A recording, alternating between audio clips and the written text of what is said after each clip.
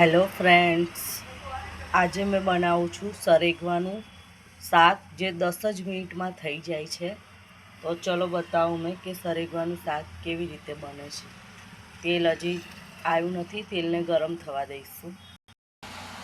તો ફ્રેન્ડ્સ, તેલ ગરમ થઈ ગયું છે. એમાં આપણે નાખી દઈશું જીરું.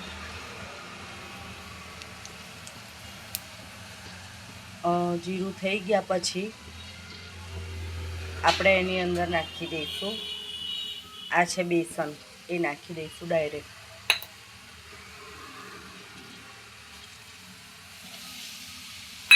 અને બેસનને સરસ રીતે શેકી દઈશું.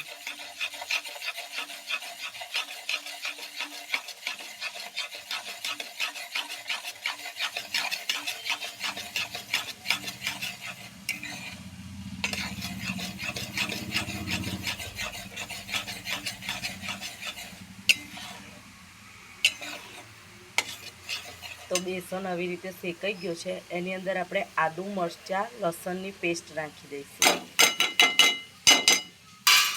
તીખાશ તમારા પ્રમાણે લેવાની છે.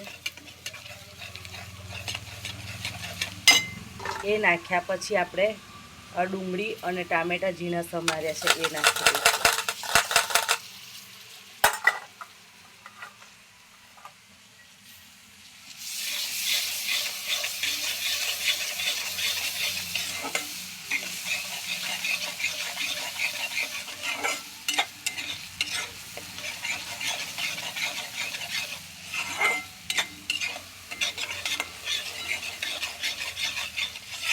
આ એકદમ ટેસ્ટી અને સરસ બને છે, જે 10 જ મિનિટમાં થઈ જાય છે. શેકાઈ ગયા છે ડુંગળી અને ટામેટાં. હવે આમાં દળેલું મરચું, હળદર, ધાણા જીરું અને થોડો ગરમ મસાલો છે એ એની અંદર નાખી દઈશું. તીખાશમાં ટેસ્ટ પ્રમાણે તમારે મરચું નાખવાનું રહેશે. બધો મસાલો સારી રીતે મિક્સ થઈ જવા દેવાનો છે.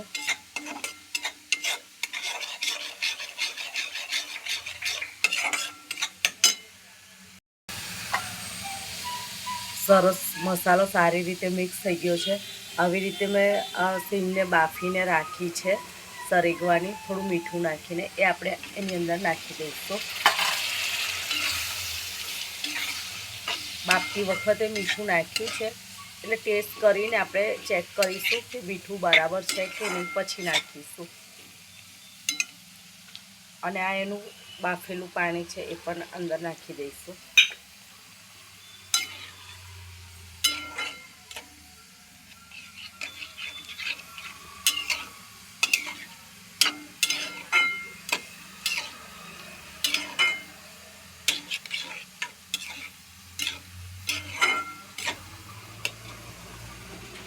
બધું સારી રીતે મિક્સ થઈ જાય એટલે આપણે આ છાશ લઈ લીધી છે, એ છાશ એની અંદર નાખી દઈશું. તમે છાશ લઈ શકો છો, દહીં લઈ શકો છો, અને ખાલી એમને મસાલાવાળું કોરું બનાવવું હોય તો પણ બનાવી શકો છો. આ એકદમ ટેસ્ટી અને યમ્મી લાગે છે. બનાવીને એકવાર જરૂરથી ટ્રાય કરજો. તો ફ્રેન્ડ્સ, રેડી છે સરેગવાનું શાક, એકદમ મસ્ત ટેસ્ટી અને ખાટું મીઠું.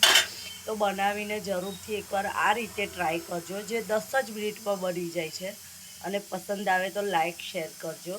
જય માતાજી ફ્રેન્ડ્સ.